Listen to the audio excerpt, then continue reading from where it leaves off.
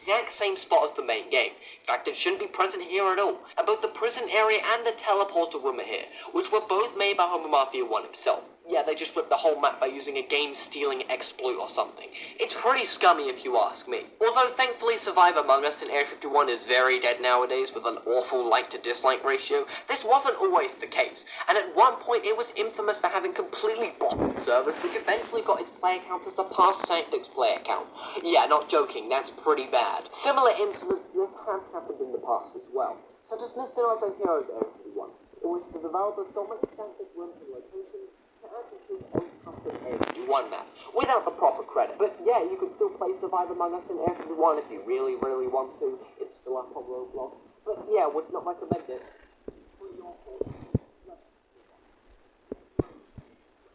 Like we mentioned on the iceberg earlier, the Vicious Wraith was an NPC that was introduced within the Halloween update of 2022, along with a quest in Badge Reward that was removed once the event ended. Of course, to attain the said quest, you just need to accept its challenge, but what if you declined the Vicious Wraith instead?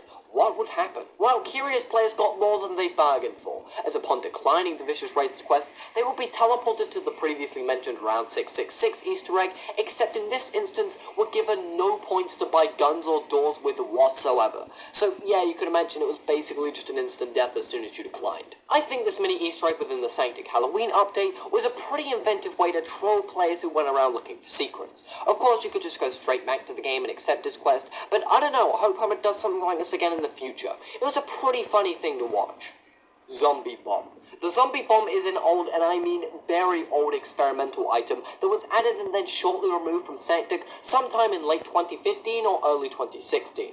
In fact, it was believed to only be in the game for a couple of days before it was never seen again. It's funny because the Sanctic community only really found out about the Zombie Bomb through the loading screen trivia text, which was added by Homer himself a whole 6 years after the item was removed from the game. When the Sanctic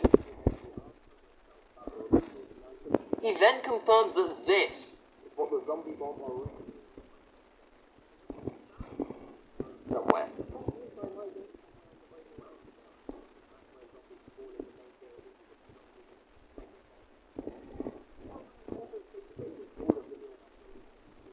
There was a puzzle among many others have looked, and we can't find anything, so it's a safe bet to assume the video in question has long since been deleted. However, as most of you probably know by now, the Zombie Bomb was actually re-added into the game very recently. Well, kind of. It's in fact not a weapon that you can find around the map, but one of Captain Zombie's abilities, where he's able to throw a zombie bomb which causes zombies' hands to rise from the ground, which according to Homo Mafia 1 himself, this is actually how the Zombie Bomb originally functioned within the game, you know, when it was still an item. Apart from the hands actually grabbing onto the players and, like, keeping them in one spot, that wasn't a thing for some reason, and, you know, the Zombie Bomb killed killers, not players. But yeah, the Zombie Bomb is back in the game today, in some capacity at least, after almost a decade of being absent from Sanctic. And now you know the story of it too, from a removed weapon to a killer ability. Quite the life cycle, I must say.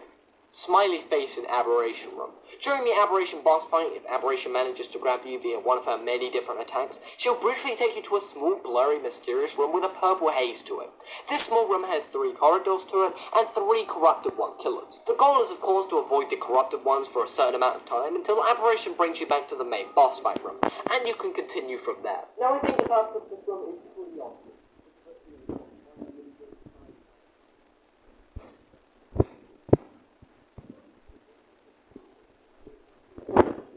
Something a little strange. Above each of these hallways and these corridors, if you squint hard enough, you can make out a very small red smiley face. Although it's much easier to see this while spectating, I don't think there's much more to this entry other than a little Easter egg. Alright, so this entry is going to get pretty messy with the information I currently have, but I'll try my best to explain everything as best I can since people kept asking for me to put this entry on the iceberg. Now, earlier in the video, of course, we mentioned Seed, the first ever Sanctic player to reach 1 million kills within Classic mode, and he even had an entire custom in-game event themed around this achievement, which Homo Mafia 1 set up for him. However, unfortunately, all of this positivity that Seed brought to the Sanctic game would be short-lived.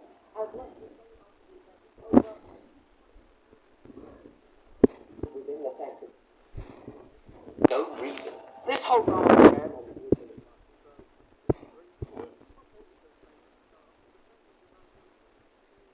short-lived. As disagreements about certain staff emissions with the server owner. To see this nuke was prevented. Hex and Mike were originally banned from the Sanctic server, however were quickly unbanned, and along with Warbird, all three of them came to an agreement about the previously mentioned staff permissions issue. And that's where the story could have ended. Seeb had stopped the destruction of the entire Sanctic Discord, and the rest of the server members and admins praised him for doing the right thing. And he definitely did do the right thing. However, the very next day, Seeb was demoted from his admin status for an undisclosed reason, as he proved to Subatomic Sam and the rest of the moderator team that he was unfit to be a member of staff. This angered Seeb immensely and caused him a great deal of distress, which eventually led him to taking the same path that both Hexaphilius and Mike previously attempted by trying to nuke the server. Seeb, not being the sharpest tool in the shed though, informed other members of the community, who will remain nameless, of his plans. However, while Seeb believed that they were his allies, these members immediately reported Seeb's plan to the rest of the Sanctic Discord mod team, which then got him banned. And that's all of the confirmed facts we have on the Seeb incident so far. But that's not where our story ends. But everything I'm about to talk about is still speculation, nothing is truly confirmed, so take everything I'm about to say with a grain of salt. But I thought it was worth bringing out because, well, it may or may not be true. Shortly after Seeb was banned from the server though, Mike along with several other Sanctic Discord staff members were getting notifications from their inbox stating that both their Roblox and Google account passwords were suddenly being changed, indicating a possible breach by an unknown attacker. Of course the blame was put on Seeb. I mean, all of this only happened after Seeb was banned and his nuke on the server was unsuccessful, but again, like I just said, this is all speculation. A theory that I've seen being tossed around is that the breaches were a result of something else entirely. It's certainly possible, and Seeb himself has responded to the allegations, saying that he was apparently framed by somebody else, but until we get a definitive statement from him or whoever did this, nothing is truly confirmed. There are many people within the Sanctic community who now have a negative opinion on Seeb. Even before the drama, he was disliked by a lot of the community for just being annoying. If you want my opinion on it, well, I think it's best to remain neutral in a situation like this. And while I did unfriend Seeb myself amidst all this chaos, I want to let him know that I have nothing personal against him, and it was merely a precaution on my end. You know, I don't want to get hacked. I'd do the same if it was for any of my friends, really. But for all of you watching right now, please do not go and attack Seeb or any of the Sanctic Discord moderator team. You can make up your own mind on the situation, of course. I just added this section into the iceberg to inform people about the drama, not to drag down Seeb's reputation. If I have any updates, I'll leave them in the pinned comment. Tips Game Pass. This entry refers to a removed Game Pass that was purchasable for 10 tickets in older versions of Sanctic, simply known as Tips with the brackets, support my work. Although unlike other Game Passes within Sanctic at the time, this one didn't offer any content or value in-game, and was only there if people want to support Humber Mafia 1's work on the game. Although this isn't entirely true, as the Game Pass was eventually changed and rebranded into the Endless Survival Starter Game Pass we now know in the game today. So even players who did buy Tips to support Humber Mafia 1's work out of sheer kindness were eventually rewarded. Area 51 companies. This refers to the fictional made-up companies which are canon within the Sanctic lore. What do I mean by this? Well, if you look around the surface area of the game in classical kill mode and speak to some of the soldiers walking around the base, you'll find that the trucks that they build in the workshop are actually manufactured by specific companies. These companies are known as Rogue, Peak, Omega, and Apex respectively, and you could even find what appears to be their logos on each of the trucks representing each company, which I have some high-quality versions of here. I don't think there's any deeper meaning to Area 51's companies besides these facts. I mean, you know, the developers. So, you know, they just pick them up on the spot, I guess. They're just background elements. Sonic.exe jump scare.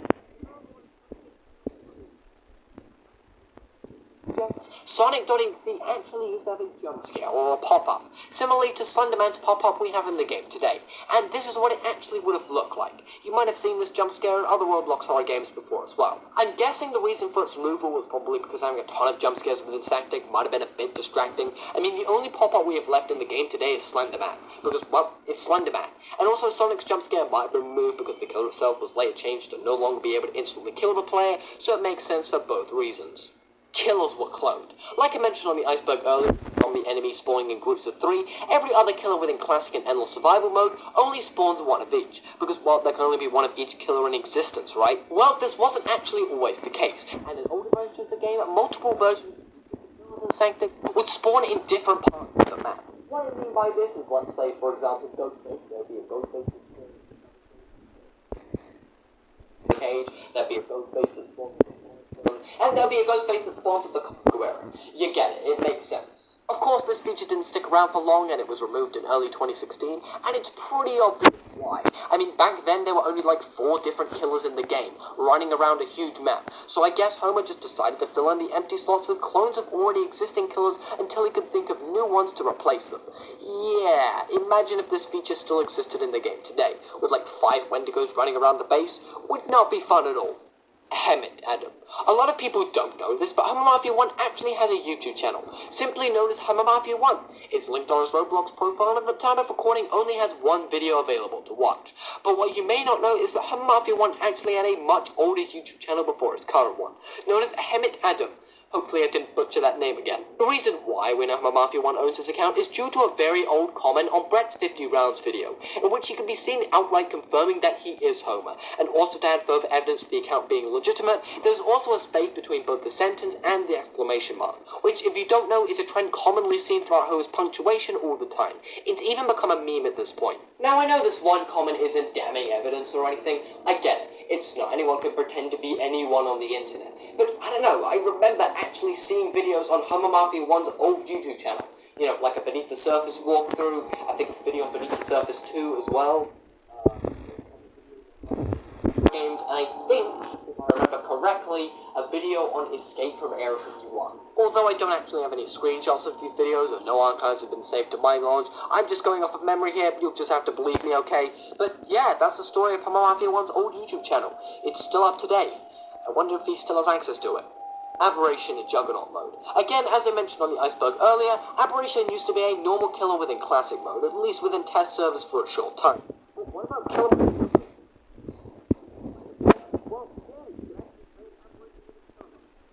It's just a heavily nerfed version of Aberration we have in Boss Rush today, only having the ability to drag people into the previously mentioned corrupted one hallway. But what about in Juggernaut mode? Well, here's where things get a bit complicated. Here's kind of random Aberration in her area were going to be added into the main game as their own update, I guess. Juggernaut mode was also going to be added into the main game at the same time, so we can imagine there was a bit of conflict between the two. So in order to test both, Homer held an event on the Sanctic test servers and opened Juggernaut up to the public.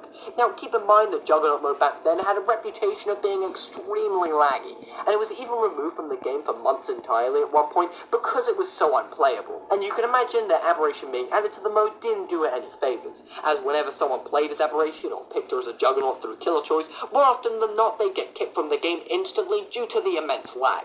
Now I couldn't actually find any videos of anyone using Aberration in Juggernaut mode, but I do have a couple of screenshots that I've been able to recover from that testing session, and I just generally think Aberration not functioning properly within Juggernaut mode was another reason why she was repurposed as the boss we now know today. Under construction sign. The under construction sign refers to another of Sanctic's, you guessed it, removed features, although this one is a little less obscure.